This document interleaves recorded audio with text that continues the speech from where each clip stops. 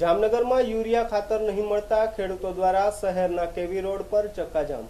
સૌરાષ્ટ્ર સહિત જામનગરમાં સતત 2 દિવસથી સારો વરસાદ થયો છે બાદ ખેડૂતોને વાવેતર કરવા માટે ખાતરની જરૂરિયાત હોય છે અને આજરોજ શહેરમાં આવેલ કેવી રોડ પર જિલ્લા સહકારી મંડળીમાં ખેડૂતો ખાતર લેવા પહોંચ્યા, જ્યાં પૂરતા પ્રમાણમાં ખાતર ન મળતા ખેડૂતો રસ્તા ઉપર ઉતરી ગયા હતા અને રસ્તા રોકો આંદોલન જેવી સ્થિતિ સર્જાઈ હતી।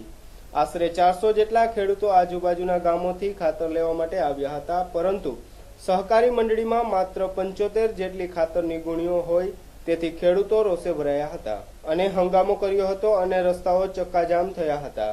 તે દરમિયાન પોલીસની દરમિયાનગીરી બાદ મામલો થાળે પડ્યો હતો। ખરીદ વેચાણ સંઘ દ્વારા 2 માસથી ખાતર મંગાવવામાં આવ્યું છે, પરંતુ પૂરતો સ્ટોક ન મળતા આપી શકાતું નથી। કેન્દ્ર સરકાર પાસે 2 માસ પહેલા ખાતરની માંગ કરવામાં આવી છે, પરંતુ હજુ સુધી ખાતર ન આવતા ખેડૂતોને ખાતર આપી શકતા નથી, તેમ સંઘના ઇન્ચાર્જ મેનેજર દ્વારા જણાવવામાં આવ્યું હતું।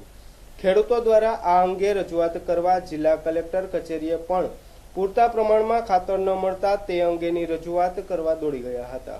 ખાતરની પરિસ્થિતિ અત્યારે બહુ ખરાબ છે, કારણ કે જુલાઈ મહિનાનું જે ગવર્મેન્ટ કેન્દ્ર સરકાર તરફથી યુરિયાની ફાળવણી થાય છે ત્યારે સૌરાષ્ટ્રમાં આપણે વરસાદ નહોતો, એટલે કંપનીવાળા સેન્ટ્રલ ગવર્મેન્ટની સૂચના અન્વયે આઉટ સ્ટેટમાં ફાળવણી કરી દીધી હોય।